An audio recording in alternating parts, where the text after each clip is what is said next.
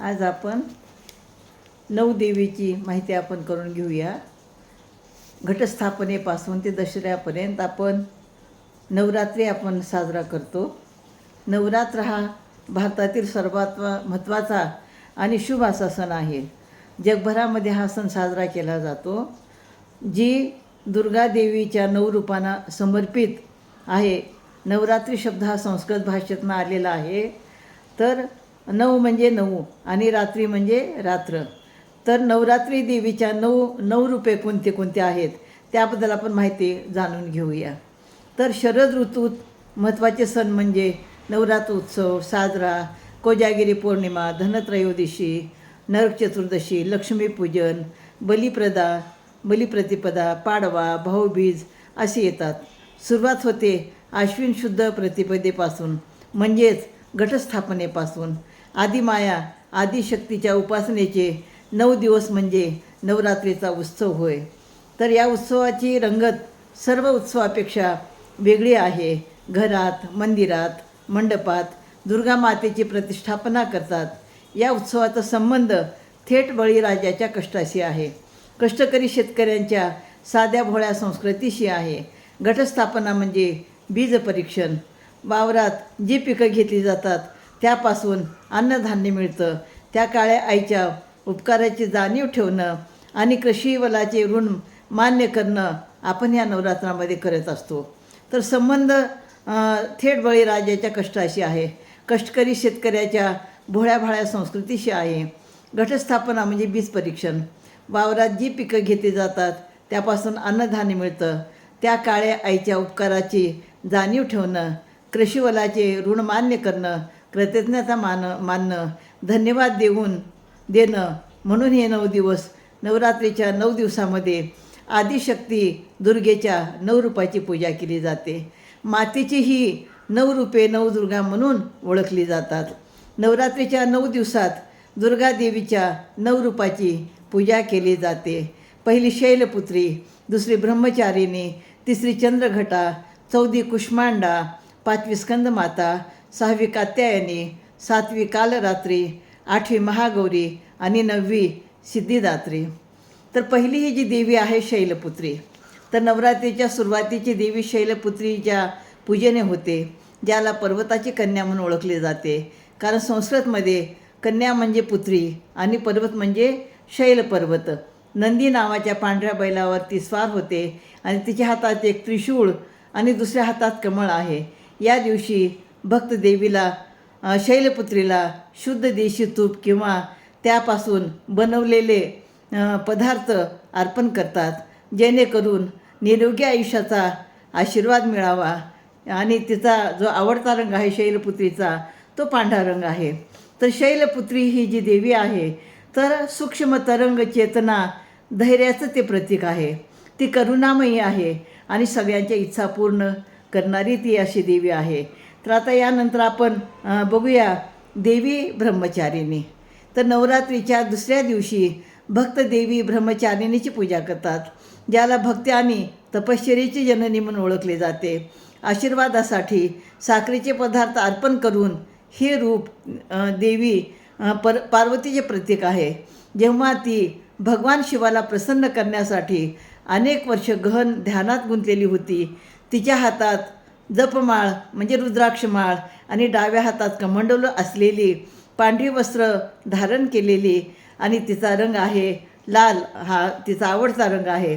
तर ब्रह्मचारिणी म्हणजे ब्रह्मांडामध्ये विलीन करणारी, ब्रह्मचेतनाकडे घेऊन जाणारी, शुद्ध आणि उत्साहवर्धक अशी ही ब्रह्मचारिणी आहे.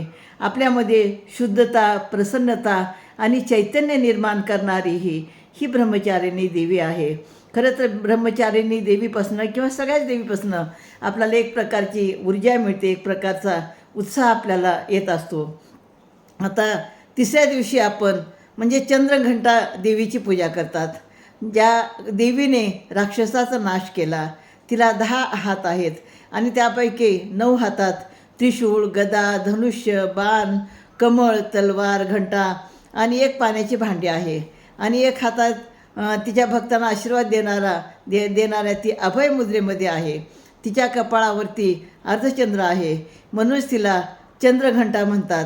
ती वाघावर स्वार होते आणि तिचा आवडता रंग शाही निळा आहे. असे मानले जाते की भक्तांनी तिला खीर अर्पण केल्यास त्याचे सर्व दुःख दूर होतात. तर चंद्रघंटा ही जी देवी आहे ती अतिसुंदर आणि शीतल आहे. तर या सुंदर आणि शीतल ही जी चेतना आहे, ह्या चेतनाला सांभाळून ठेवले पाहिजे. शरीर म्हणजे घट, घंटा म्हणजे नाद. हा नाद आकाशात पसरतो. घंटेचा नाद आणि चंद्राचा शीतल प्रकाश यामुळं काय होतं, आपलं मन प्रसन्न होतं, मन शांत होतं आणि चेतना वरच्या दिशेने जातात. आपल्यामध्ये ऊर्जा निर्माण होते आणि आपलं मन शांत होतं आणि आपल्या सर्व इच्छा पूर्ण करणारी अशी ही चंद्रघंटा देवी आहे. आणि यानंतर आपण पुढची देवी आहे कुष्मांडा देवी. तर नवरात्रीच्या 4थ्या दिवशी भक्त देवी कुष्मांडाची पूजा करतात, ज्याला कॉस्मिक एजची देवी म्हणूनही ओळखले जाते. तिने तिच्या दिव्य आणि तेज हास्याने जग निर्माण केल्याचा दावा केला जातो. तिला 8 हात असून ती सिंहावर स्वार आहे. यावेळी भक्त तिला मालपोहा देतात. ही तिचे आवडते खाद्य आहे. तिचा आवडता रंग हा पिवळा आहे. तर कुष्मांडा म्हणजे प्राणशक्ती, दिव्य चेतना. तर आगमशास्त्रामध्ये सांगितलेलं आहे की ही जी 440 ब्रह्मांड आहेत, कोटी कोटी जे सूर्य आहेत, तर विश्वाला ब्रह्मांड शक्ती म्हणजे कुष्मांडा असं म्हणलं जातं. म्हणजे ब्रह्मांडाची शक्ती निर्माण करणारी किंवा ती शक्ती भक्तांना देणारी अशी ही कुष्मांडा देवी आहे. तर त्यानंतर आहे 5व्या दिवशी देवी स्कंदमाता.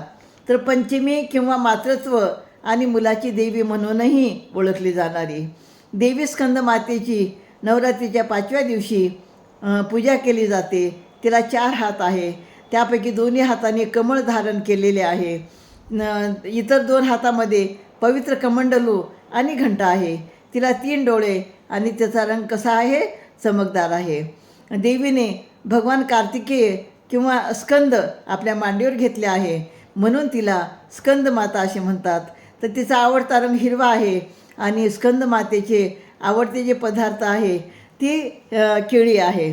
तर स्कंदमाता म्हणजे काय, सेनानीची आई, सैनिकाची आई, जवानाची आई. ती आई जी मुलाबद्दल, म्हणजे एखादा शूरवीर जवान असेल तर त्या मुलाच्या आईला आपल्या मुलाबद्दल गर्व असतो, तिच्या मनामध्ये तिच्याबद्दल सन्मान असतो. आणि एक जी आई असते ती काय करते, चिंता करते. पण दुसरी आई मुलावरती प्रेम करते, त्याच्यावरती विश्वास आहे, त्या मुलावरती गर्व आहे. अशा प्रकारचं मातृत्व म्हणजे स्कंदमाता असं म्हटलं जातं. तर यानंतर आपण देवी कात्यायनीबद्दल माहिती घेऊया. नवरात्रीच्या 6व्या दिवशी भक्त देवी शक्तीच्या रूपामध्ये आहे, ती एक आहे कात्यायनी किंवा यवदा देवीची पूजा करतात. तिला 4 हात आहेत, ज्यात तलवार, ढाल, कमळ, त्रिशूळ आहेत. ती सिंहावर विराजमान आहे. तिचा आवडता रंग हा राखाडी आहे. भाविक देवीला प्रसाद म्हणून मध अर्पण करून तिची पूजा करतात.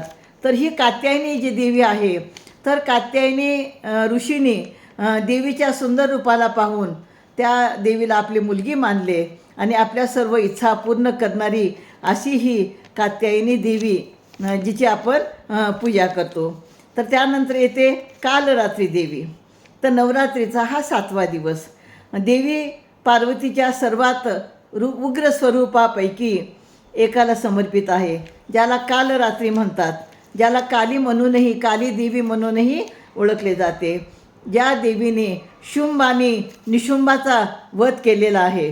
तर राक्षसांना मारण्यासाठी तिने आपल्या त्वचेच्या रंगाचा त्याग केला आणि गडद काळा रंग तिने स्वीकारला. अशी ही जी कालरात्री देवी आहे. तर ही कालरात्री देवी अज्ञान, अधर्म, अंधार दूर करून द्वैतापासून ती भक्तांना अद्वैताकडे नेते. द्वैतापासून अद्वैताकडे म्हणजे देवी आणि भक्त एकच आहेत त्याकडे नेते आणि चैतन्याची ओळख करून देणारी अशी ही काली माता आहे. काली मा दुष्ट जे नकारात्मक जी गोष्ट आहे त्या नकारात्मक गोष्टीला ती नष्ट करत असते. अशी ही कालरात्री देवी, जिला काली माता देवीसुद्धा असं म्हटलं जातं.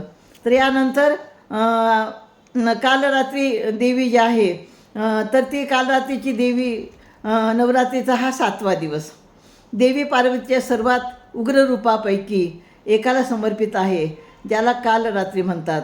आणि म्हणून ही जी कालरात्री देवी आहे, तर ती कालरात्री देवी जिने शुंभ आणि निशुंभाला, त्या राक्षसाला मारलेला आहे. आणि म्हणून अशा प्रकारे ही कालरात्री देवी आहे. आणि कालरात्री देवीचं वर्णन खूप छान पद्धतीने केलेलं आहे. तर यानंतर आहे देवी महागौरी. तर देवी महागौरी अष्टमी किंवा नवरात्रीचा 8वा दिवस ही बैल किंवा पांढऱ्या हत्तीवर स्वार होऊन हातात त्रिशूल किंवा डमरू घेऊन चार हात असलेली देवी महागौरी आहे. तिचा आवडता रंग म्हणजे मोरा हिरवा रंग आहे.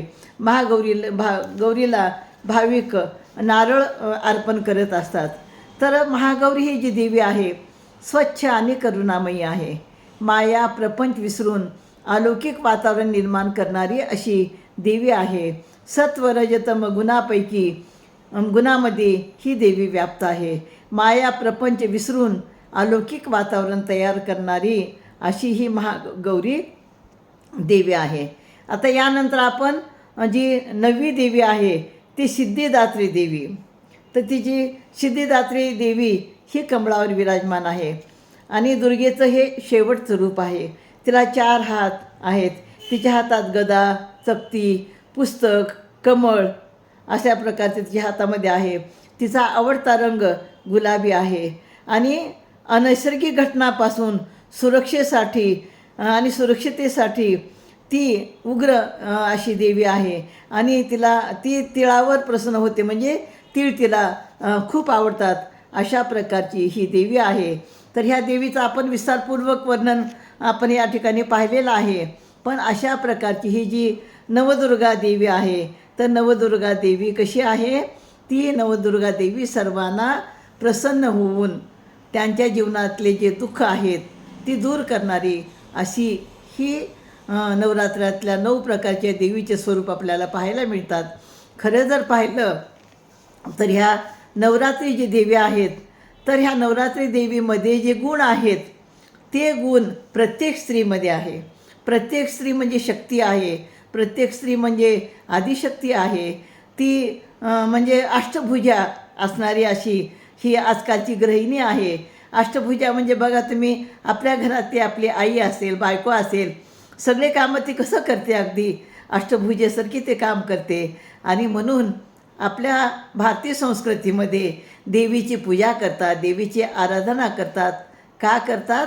कारण ह्या देवीमध्ये अशा प्रकारे सगळ्याचं संरक्षण करणारं, सगळ्यांना प्रेम देणं, वात्सल्य देणं, अशा प्रकारच्या बऱ्याच गोष्टी ह्या देवीच्या 9 रूपामध्ये आपल्याला दिसून येतात.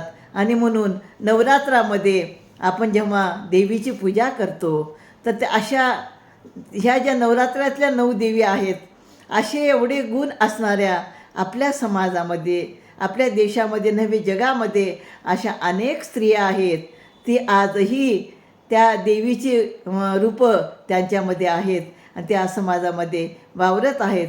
म्हणून आपण पाहतो आजच्या आधुनिक युगामध्ये आमची ही जी स्त्री आहे, तिची देवी म्हणजे शक्ती आहे, तर त्या शक्तीची तिला जाणीव झालेली आहे. आणि ती देवी आज म्हणजे अष्टभुजा देवीप्रमाणे सगळी कामं करते, नोकरी करते, घर सांभाळते, मुलांना सांभाळते, सामाजिक काम करते, घरातल्या लोकांना आनंदी ठेवते, प्रसन्न ठेवते. अशा आमच्या ह्या देवीला आणि नवरात्रातल्या ह्या सगळ्या देवींना त्रिवार वंदन या ठिकाणी करते.